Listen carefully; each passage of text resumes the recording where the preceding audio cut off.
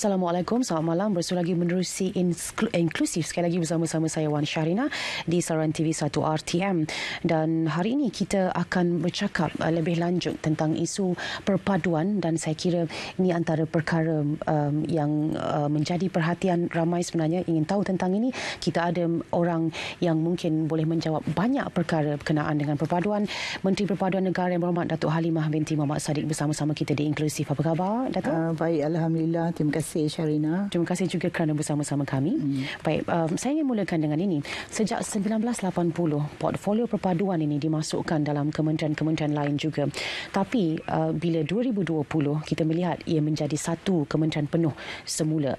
Kita ingin tahu tentang keperluan ini berlaku begitu, dan Datuk sendiri yang diberikan tanggungjawab menerajui portfolio ini. Tanggungjawab, responsibiliti Datuk yang besar untuk membawa Kementerian Perpaduan dan aspek perpaduan nasional itu sendiri. Fokus Datuk untuk tahun 2020 hingga ke sekarang. Saya terlebih dahulu mengambil kesempatan ini untuk mengucapkan terima kasih banyak kepada pihak RTM di bawah program inklusif, dan ini kali kedua kita datang untuk kita lebih menjelaskan apa fungsi dan sebagainya, seperti mana soalan yang dibangkitkan oleh Syahrina. Jadi saya ucapkan terima kasih banyak kepada Syahrina dan juga kepada RTM. Seperti mana yang kita ketahui sebelum ni, seperti yang dijelaskan oleh Syahrina tadi, bila kita sebut perpaduan negara, sebelum ini diletakkan bersama-sama dalam kementerian yang ada juga tanggungjawab ke atas perkara-perkara lain. Contoh dulu bila diletakkan Kementerian Perpaduan Negara dan Pembangunan Masyarakat dan sebagainya.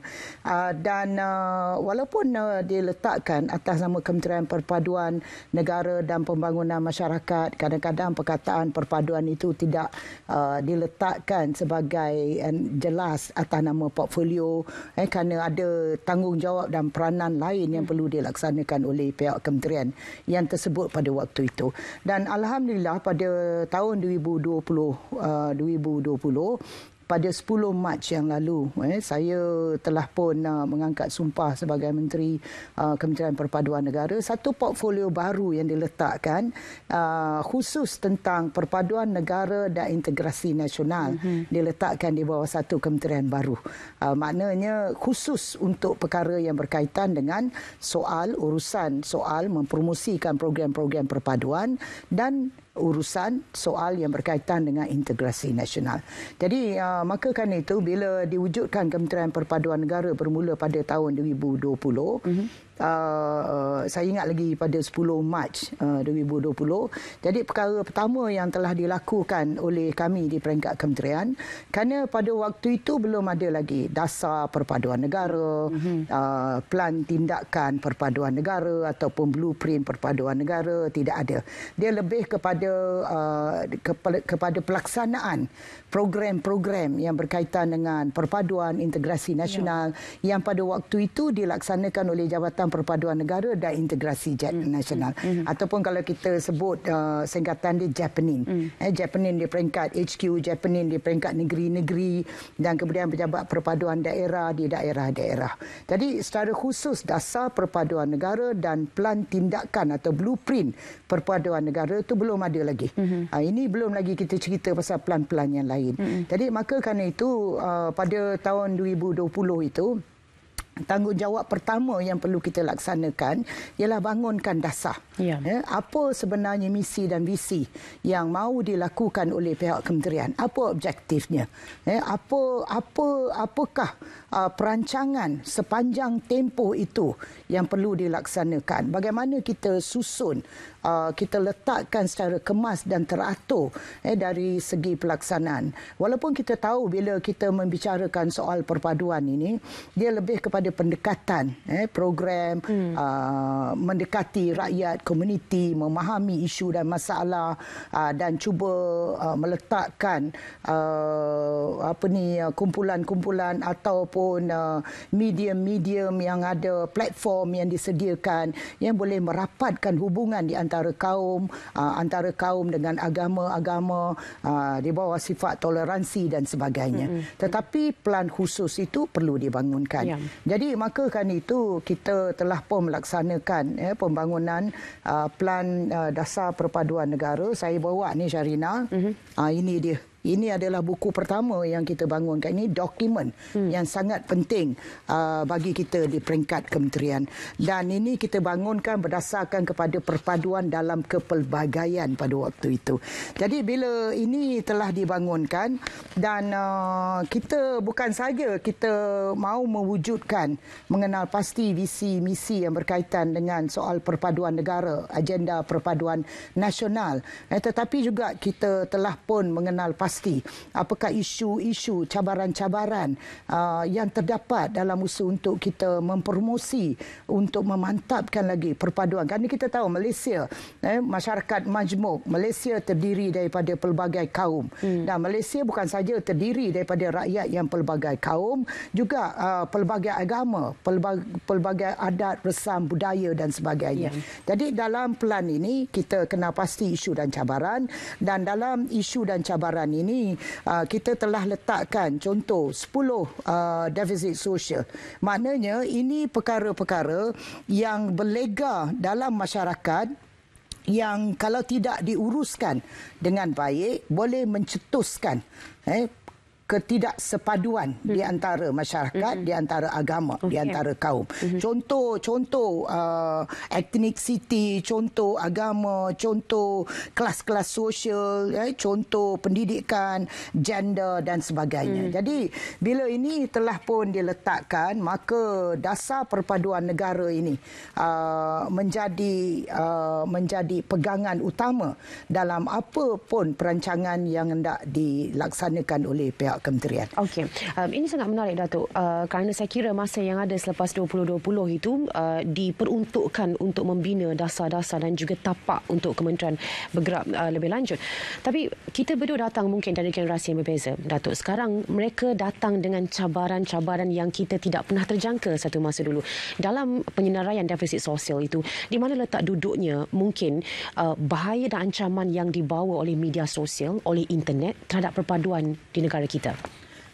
Dia antara defisit sosial yang saya sebutkan tadi, Rina, antaranya yang ke-10 ialah media.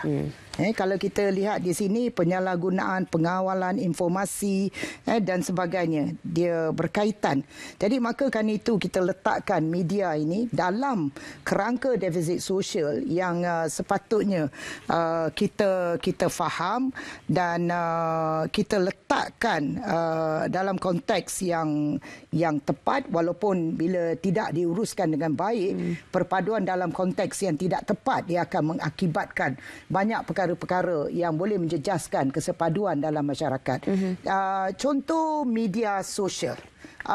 Kalau contoh di kawasan saya lah, kawasan Kota Tinggi, ramai rakyat pengundi saya terdiri daripada nelayan, pekebun kecil, penuka felda. Jadi dia berbeza daripada masyarakat yang duduk dalam kawasan bandar. Itu ialah dalam kawasan pekan kecil, daerah Kota Tinggi, bandar Kota Tinggi. Dia berbeza daripada bandar Johor Bahru, berbeza daripada rakyat yang duduk dalam Kuala Lumpur, bandar-bandar besar yang lebih terbuka kepada maklumat yang mungkin lebih banyak, yang perlukan tanggungjawab, keseimbangan, pemahaman terhadap isu yang dilontarkan dalam media-media sosial yang mungkin menjadi propaganda kepada pihak-pihak yang tidak bertanggungjawab, yang mahu menjejaskan perpaduan masyarakat setempat yang ada.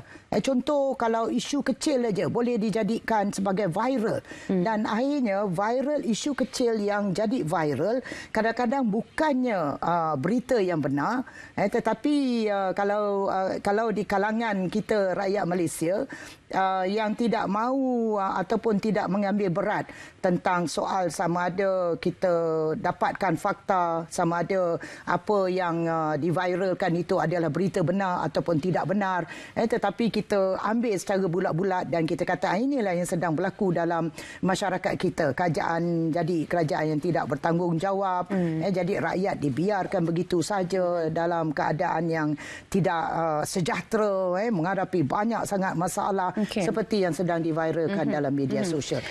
Dan kalau saya biasa jawab soalan ni di Parlimen, kerana ada di antara ahli-ahli Parlimen bertanya, ada yang menggunakan media sosial ini untuk menjadi satu punca penyebaran maklumat yang tidak tepat, yang mahu menjejaskan perpaduan di antara masyarakat, terutama antara kaum dan agama. Jadi apakah tindakan yang dilakukan oleh pihak kementerian? Adakah pihak kementerian berhajat untuk mewujudkan undang-undang baru dalam pada untuk kita menyekat perkara-perkara yang tidak sihat ini daripada berlaku?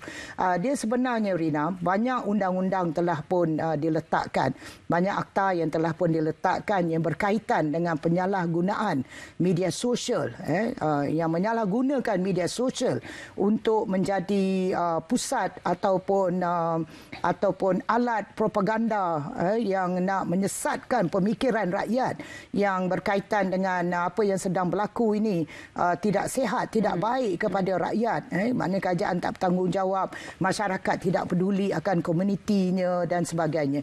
Jadi saya harap bila ada peruntukan akta undang-undang ini, kita sebagai pengguna, sebagai pembaca kepada media sosial, kita kena bijaklah. Jangan apa yang dipamerkan dalam media sosial itu kita terima secara bulat-bulat, yang sebenarnya ada yang ada niat yang baik, ada yang ada niat yang tidak bertanggungjawab. Okey. Isunya, Datuk, kalau boleh saya kaitkan kelahiran Kementerian Datuk lahir bersekali dengan COVID-19 dan kita tahu COVID ini memberi tekanan yang hebat kepada rakyat dari segi ekonomi dan dalam pelbagai hal lagi. Dan kerana itu rakyat punya banyak luahan. Mereka ingin meluahkan, tapi ada setengah-setengah pendapat yang merasakan seolah-olah kerajaan tidak mendengar luahan mereka. Jadi kerana itu mungkin di media sosial dan banyak tempat mereka mula menegur secara terbuka dan mungkin sedikit harsh. Ada berlaku character assassination, ada yang merasakan bahawa kerajaan tidak berjaya. Mereka mahukan perhatian. Jadi perkara-perkara ini yang mencabar perpaduan yang Datuk sedang perjuangkan. Bagaimana Kementerian Datuk ingin menangani isu ini? Dia betul lah, waktu COVID-19 ni kita berhadapan dengan banyak cabaran, bukan saja dengan soal ekonomi negara, masa depan, kesejahteraan rakyat, soal kesihatan, kesihatan rakyat yang terjejas, banyak perkara yang berlaku yang telah merubah apa yang telah ada sebelum ini kepada sesuatu yang menuntut kepada kehidupan baru yang perlu dilakukan. Jadi mungkin ada di antara masyarakat kita, rakyat kita yang rasa seolah-olah mereka diketesampingkan, mereka dibiarkan, dipinggirkan. Ini soal keluarga awak uruskanlah sendiri. Mungkin ada yang tidak sampai kepada peringkat pengurusan kerajaan daripada atas ke bawah. Contoh, kalau di kampung atau di mana-mana lah, di daerah yang mana pun, dia dah ada struktur kerajaan itu, bukan saja berada di atas Perdana Menteri dengan kabinetnya, dengan menteri-menteri yang diberikan tugasan, tapi struktur urusan pentadbiran kerajaan tu daripada atas dia turun sampai ke negeri-negeri, turun kepada daerah-daerah, turun kepada mukim, daripada bawah mukim naik ke daerah negeri, naik ke atas. Maknanya hubungan antara kerajaan dengan rakyat, kepimpinan kerajaan di peringkat negara dengan di peringkat negeri dan daerah sampai ke mukim, sampai ke kampung, urusan pentadbiran kerajaan itu ada wakil-wakilnya, ada orang-orangnya yang telah pun diletakkan, diberikan tanggungjawab. Contoh, kalau di kampung, Dia banyak yang terkesan kerana COVID-19 ni ialah mereka yang duduk di kawasan bandar. Ada yang telah diberhentikan kerja, hilang punca pendapatan, dah tak mampu nak bayar sewa rumah, dah tak mampu nak sediakan makanan di atas meja untuk keluarga dan anak-anak. Jadi akhirnya bila itu berlaku, mereka rakyat kita ni pada waktu yang terjejas ni, mereka rasa seolah-olah tak ada siapa-siapa pun. Tak ada siapa-siapa pun yang ada dekat dengan mereka untuk mengulurkan bantuan ataupun apa-apalah skim bantuan yang disediakan oleh kerajaan untuk menampakkan yang kerajaan memahami kerajaan bersama untuk membantu menguruskan masalah yang sedang dihadapi oleh rakyat dalam pada kita berhadapan dengan COVID-19. Dan mungkin itu tidak sampai. Jadi sedangkan kerajaan menyediakan peruntukan yang cukup banyak untuk bantu rakyat dengan skim-skim bantuannya, dengan pemberian gerannya, dengan pelbagai yang telah pun diturunkan daripada atas hingga ke bawah. Dan saya haraplah struktur kerajaan yang ada di peringkat daerah ini, daerah dengan peranan penghulu, ketua kampung dan sebagainya, dapat dikembangkan. Sekarang apa yang berlaku dalam keadaan yang sepatutnya, tetapi mungkin agaknya pendekatan antara hubungan kerajaan yang menjadi pelaksana yang menentukan segala dasar daripada atas dilaksanakan di peringkat akar umbi ini, mungkin dapat didekatkan lebih. Kerana ada di antara masyarakat, contoh di kampung agaknya, yang jauh ke dalam, mereka pun tak pernah berurusan dengan apa yang telah pun diletakkan dalam bentuk kerajaan pengurusan di peringkat akar umbi.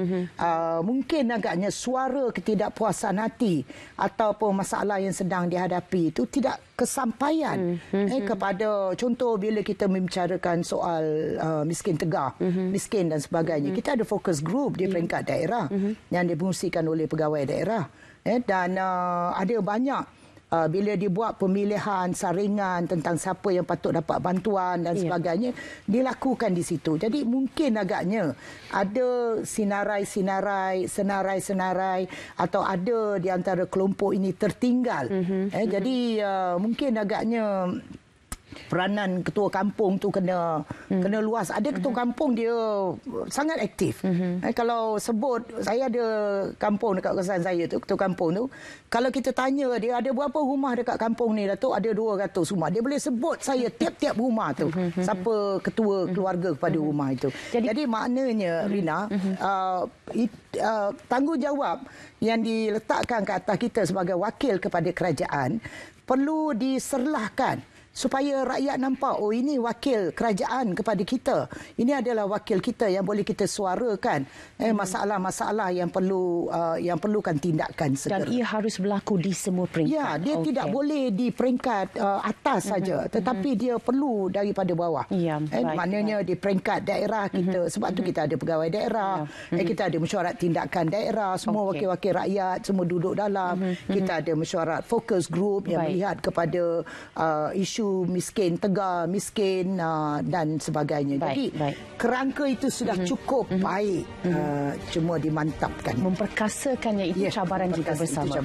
Baik, saya kira selepas ini Datuk juga akan ada beberapa lagi isu lain berkaitan dengan perpaduan akan dibincangkan bersama-sama dengan Syed Munawar. Terima kasih Datuk kerana bersama kami untuk siri ini dalam Inklusif. Terima kasih untuk anda juga yang setia menonton siaran TV1. Saya Wan Syarina, jumpa lagi.